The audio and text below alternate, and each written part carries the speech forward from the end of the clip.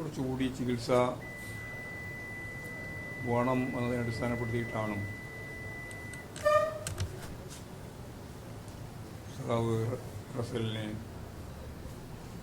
അപ്പോളോയിൽ admit ചെയ്തു. ഇന്നലെ ഞാൻ ഫോണിൽ ബന്ധപ്പെടുകയും നല്ല മാറ്റം രോഗവുമായിട്ട് ബന്ധപ്പെട്ട് വന്നിട്ടുണ്ട്,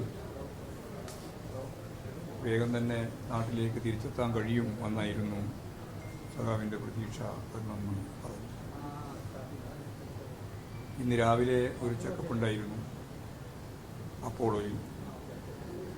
ചെക്കപ്പ് കഴിഞ്ഞ് താമസ സ്ഥലത്തെത്തി ലിഫ്റ്റ് സഞ്ചരിച്ച് മേലോട്ടേക്ക് പോകുമ്പോഴാണ് യഥാർത്ഥത്തിൽ ഹാർട്ട് അറ്റാക്ക് ഉണ്ടാകുന്നത്. അതിനെ തുടർന്നാണ് റസൽ അകാലത്തിൽ നമ്മെ വിട്ടുപിരിക്കുന്നത്. ഒരു മനുഷ്യൻ തൻ്റെ മനുഷ്യായുസ് മുഴുവൻ പാർട്ടിക്ക് വേണ്ടി സമർപ്പിക്കുക എന്ന് പറഞ്ഞാൽ അക്ഷരാർത്ഥത്തിൽ സഖാവ് റസലിൻ്റെ ജീവിതം അങ്ങനെയാണ്. കൊല്ലം SN കോളേജിലാണ് റസൽ പഠിച്ചത്.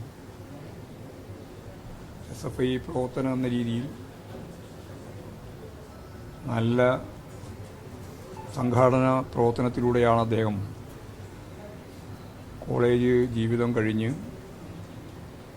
ചങ്ങനാശ്ശേരിയിലേക്ക് തിരിച്ചെത്തുന്നത്. SFI സംഘടനാ പ്രവർത്തനത്തിലൂടെ കടന്നു വന്നു DYFI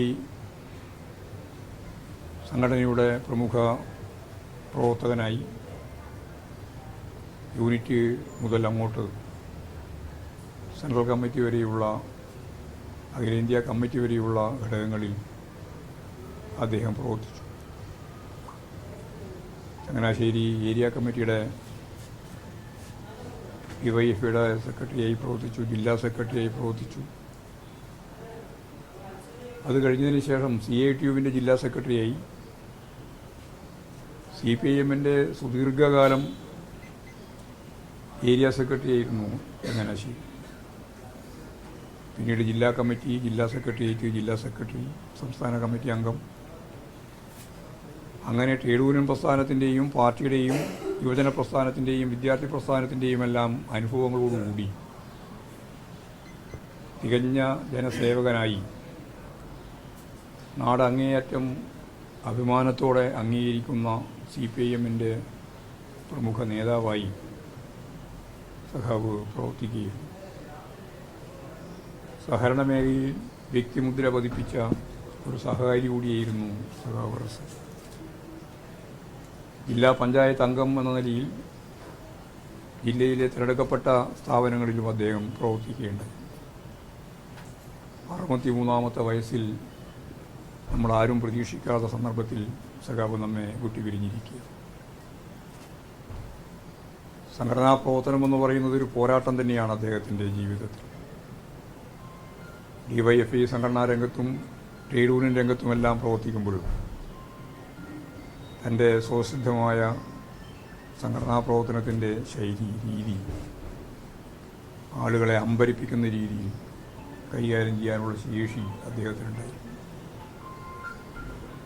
അഹോരാത്രം പ്രവർത്തിക്കുക എന്ന് പറഞ്ഞാൽ അക്ഷരാർത്ഥത്തിൽ അത് ശരിയാണ്.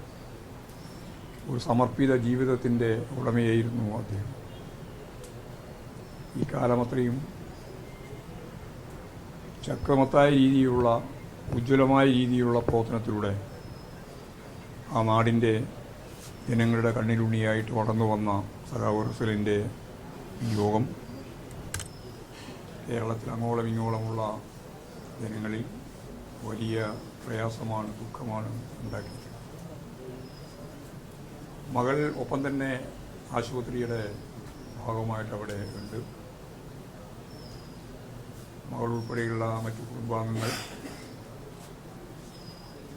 റസലിനെ സ്നേഹിക്കുകയും ബഹുമാനിക്കുകയും ചെയ്യുന്ന ആയിരക്കണക്കിന് സാധാരണ ജനങ്ങൾ, പാർട്ടി പ്രവർത്തകർ, യുവജനങ്ങൾ അവരെല്ലാം അനുഭവിക്കുന്ന ദുഃഖത്തിൽ CPIMൻ്റെ സംസ്ഥാന കമ്മിറ്റിയും അഗാധമായ ദുഃഖവും അനുശോചനവും അവരോടൊപ്പം ചേർന്ന് രേഖപ്പെടുത്തുകയും